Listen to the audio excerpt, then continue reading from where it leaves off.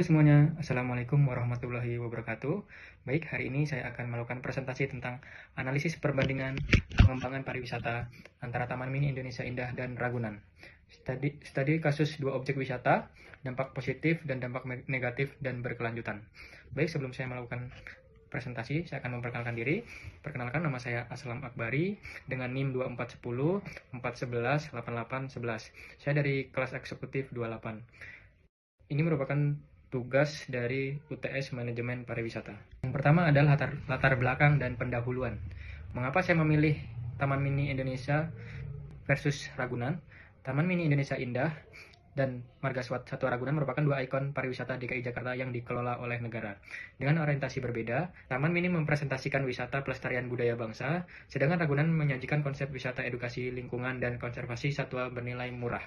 Keduanya memberikan perspektif tajam mengenai manajemen destinasi berbasis budaya dan edukasi atau Taman Mini Indonesia Indah dibandingkan rekreasi berbasis lingkungan atau konservasi, yaitu Ragunan, serta bagaimana masing-masing mengelola tekanan eksternal perkotaan metropolitan. Tujuan banding ini bertujuan menganalisis kesiapan manajemen kedua objek wisata berdasarkan teori industri pariwisata.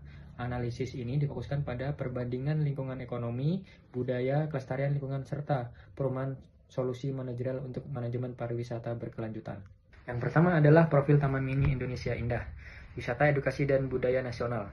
Terletak di Jakarta Timur, Taman Mini Indonesia Indah dirancang sebagai miniatur keragaman Indonesia pasca urbanisasi berskala masif dengan konsep yang ramah lingkungan.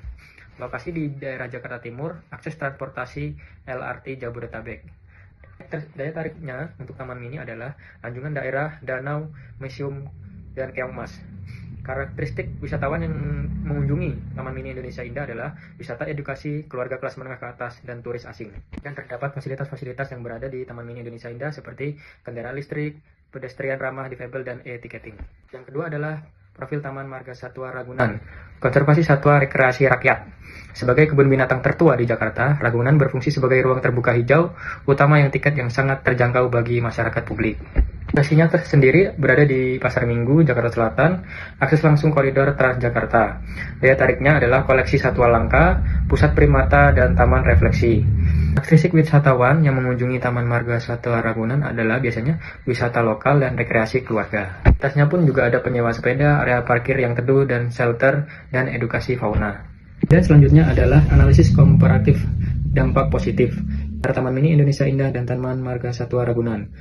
Pertama adalah aspek dampak ekonomi lokal yang berada di Taman Mini, meningkatkan investasi modern, kerjasama UMKM terstruktur, serapan tenaga kerja tersertifikasi pariwisata. Sedangkan untuk di Ragunan, ekosistem informasi subur, yaitu sangat sekali banyak ratusan pedagang kaki lima lokal, penyewa tikar, sepeda, yang berada di lingkungan masyarakat sekitar. Kemudian dampak aspek seni dan budaya untuk Taman Mini adalah preferensi warisan budaya tak benda, panggung seni, mingguan, anjungan daerah aktif, dan edukasi multikulturalisme.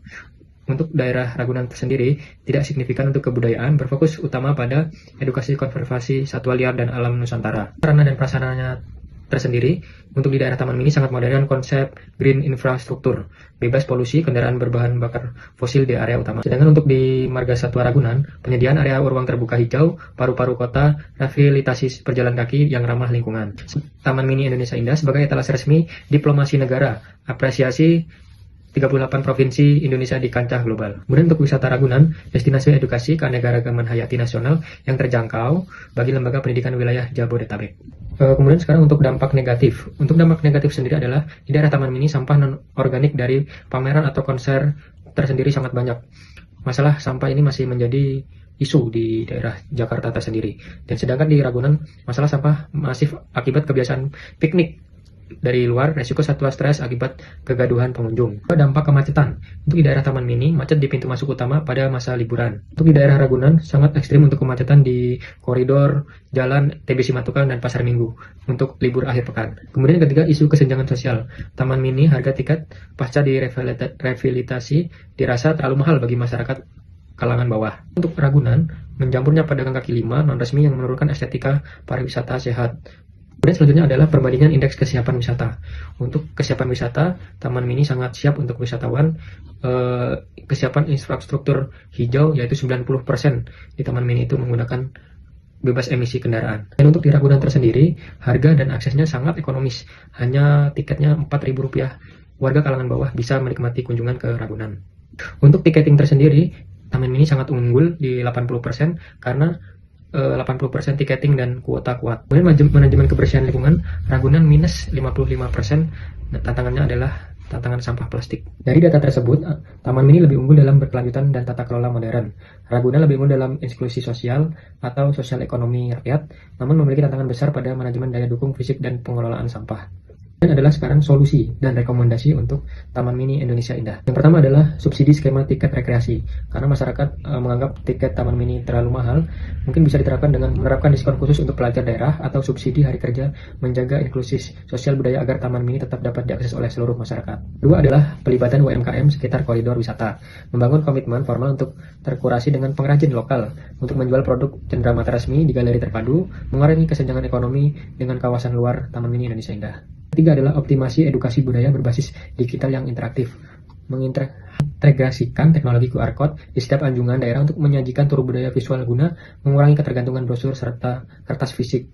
Dan selanjutnya adalah solusi rekomendasi untuk wisata Ragunan. Yang pertama adalah memberlakukan kuota kunjungan berbasis e-reservation, menetapkan pembatasan kapasitas pengunjung harian untuk mengendalikan kebisingan yang memicu tingkat stres berlebih pada satwa yang dilindungi. Kemudian yang kedua adalah edukasi kampanye Zero Waste Picnic dan denda tegas, menyediakan kantong sampah ramah lingkungan di pintu masuk utama dan mengenakan sanksi denda langsung bagi wisatawan yang membuang sampah sembarangan di sekitar kandang. Dan yang ketiga adalah menyesuaikan tarif progresif untuk dana konvensi, menyesuaikan harga tiket khusus akhir pekan guna menambah pos alokasi dana, pemeliharaan kebersihan dan perbaikan fasilitas kesejahteraan satwa. Kemudian selanjutnya adalah kesimpulan. Ini Indonesia Indah dan Ragunan memainkan peran krusial bagi kepariwisataan Jakarta. Taman Mini siap menghadapi era pariwisata modern berkelanjutan secara infrastruktur, namun butuh penyesuaian akses. Keterjangkauan biaya sosial sebagai Ragunan dicintai sebagai rekreasi rakyat, namun membutuhkan intervensi mendesak dalam pengendalian daya dukung lingkungan demi kesejahteraan satwa dan kebersihan ekosistem pariwisata. Untuk menurut saya pribadi, perbandingan antara dua tempat wisata tersebut, saya memilih Taman Mini Indonesia Indah. Kenapa begitu? Karena di Taman Mini Indonesia Indah kita dapat, di daerah Taman Mini tersendiri adalah zero emisi, jadi kita bisa menyewa sepeda listrik untuk berkeliling di area Taman Mini, jadi nol emisi karbon seperti polusi udara. Sedangkan di Ragunan sangat dekat dengan lingkungan masyarakat padat penduduk sehingga masih terjadi polusi udara di daerah Ragunan. Saya mendapatkan sumber dari referensi untuk presentasi hari ini adalah modul kuliah manajemen pariwisata, Dinas Pariwisata dan Ekonomi Kreatif DKI Jakarta, profil resmi PT Taman Mini Indonesia Indah, yang kemudian laporan kinerja pengelolaan lingkungan Taman Marga Satwa Ragunan, konsep pembangunan destinasi pariwisata berkelanjutan Kemenkraf RI. Baik, mungkin itu yang dapat saya sampaikan di presentasi kali ini. Terima kasih. Saya dengan Aslam Akbari. Wassalamualaikum warahmatullahi wabarakatuh.